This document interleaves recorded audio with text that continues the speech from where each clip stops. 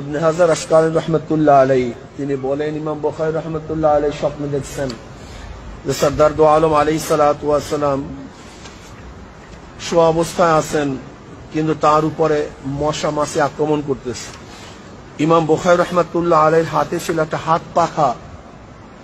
ইমাম বুখারী রহমতুল্লাহ সেই হাত পাখা দিয়ে বাতাস করতেছেন যেন সরদার দু আলম আলাইহিস সালাতু ওয়াস সালামের উপরে মাছি মশা আক্রমণ করতে না পারে।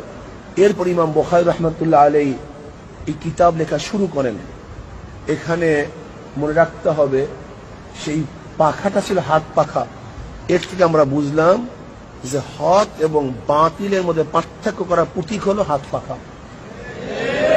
হক এবং বাতিলের মধ্যে পার্থক্য করার প্রতীক হাত পাখা।